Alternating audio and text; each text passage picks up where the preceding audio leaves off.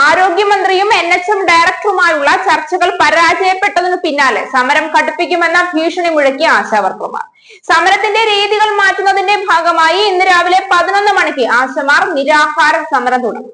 ആശാവർക്കർമാരായ MA Bindu, KP Thankamani, Sheeja എന്നിവരാണ് ആദ്യം സമരമിരിക്കുന്നത്. ന്യായമായ അവകാശങ്ങൾക്ക് വേണ്ടി സമരം ചെയ്യുക എന്നുള്ളത് തൊഴിലാളി വർഗത്തിന്റെ അവകാശം തന്നെയാണ് എന്ന് പറഞ്ഞ ഒരു ഭരണകൂടത്തെ ആകമാനം വെല്ലുവിളിച്ചുകൊണ്ട് സർക്കാരിന് ചെയ്യാൻ കഴിയുന്നതിന്റെ പരമാവധി ചെയ്തിട്ടും അവരുടെ ഭാഗം വളരെ വ്യക്തമായി പറയുകയും ആവശ്യം പതിയെ പരിഗണിക്കാമെന്നുള്ള സാധ്യതകൾ ഉണ്ടാക്കാമെന്ന് ഉറപ്പുകൊടുത്തിട്ടും അതൊന്നും പോരാ, സർക്കാരിനെ താഴെയിറക്കിയാൽ മാത്രമേ സമരത്തിൽ നിന്ന് പിന്മാറൂ എന്നുള്ള ധാർഷ്ട്യം ഏത് തൊഴിൽ മേഖലയ്ക്കും യോജിച്ചതല്ല. അത് സർക്കാരിനെയും ഭരണ സംവിധാനങ്ങളെയും നിയമസംഹിതയെയും വെല്ലുവിളിച്ചുകൊണ്ടുള്ള അഹങ്കാരം തന്നെയാണ്. വളരെ സമാധാനപരമായി പരിഹരിക്കാവുന്ന ഒരു വിഷയത്തിനെ മറ്റ് രാഷ്ട്രീയ പാർട്ടികൾക്ക് ഒത്താശ പാടിക്കൊണ്ട് മോഹന വാഗ്ദാനങ്ങളിൽ മയങ്ങി ആശമാർ ചെയ്യുന്നത് രാഷ്ട്രീയ കളികൾ തന്നെയാണ്.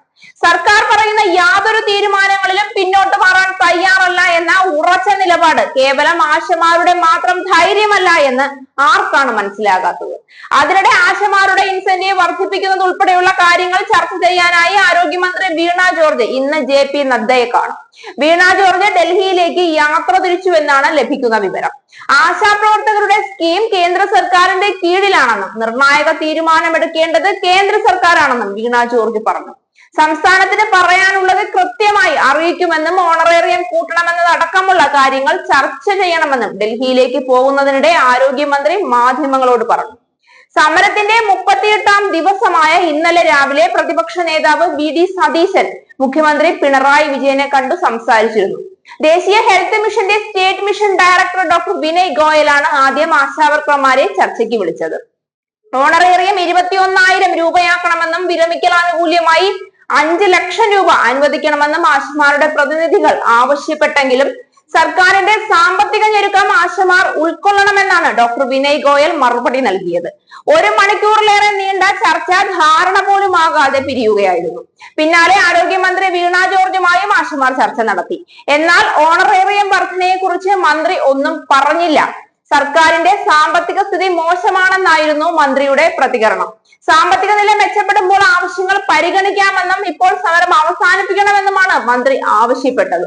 ഇതിന് പിന്നാലെയാണ് സമരം കടുപ്പിക്കാൻ തീരുമാനിച്ച ആശമാർ രംഗത്തെത്തിയിരിക്കുന്നത്. സമരമിരിക്കുന്ന ആശമാരോട് ഒരു ചോദ്യം പല ആവർത്തി ചോദിച്ചതാണ്.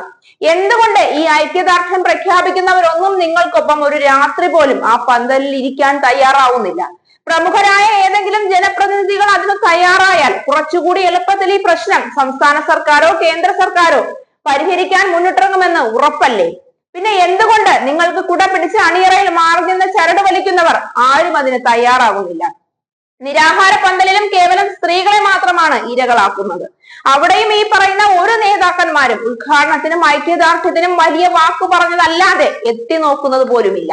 ഇത്രയും ദിവസം മറ്റ് ജീവിത മാർഗങ്ങൾ ഒന്നുമില്ലാത്ത വെറും സാധാരണക്കാരായ സ്ത്രീകൾ തങ്ങളുടെ ജോലിയും കുടുംബവും സാമ്പത്തികവും പരിഗണിക്കാതെ ഇത്രയും ശക്തമായ ഒരു സമരവുമായി സെക്രട്ടേറിയറ്റിന് മുന്നിൽ ഇരിക്കണമെങ്കിൽ അത് കേവലം ആത്മധൈര്യം കൊണ്ട് മാത്രം നടക്കില്ല. അതിന് ശക്തമായ പിൻബലവും ഉണ്ടാകും. അണിയറയിലെ രാഷ്ട്രീയക്കാരുടെ സാമ്പത്തിക ലാഭ വാഗ്ദാനം ഇതിന്റെ പിന്നിലൊരു വലിയ ശക്തി സ്രോതസ്സാണ് എന്ന് സാമാന്യ ബോധമുള്ള ആർക്കും ചിന്തിച്ചാൽ മനസ്സിലാകും.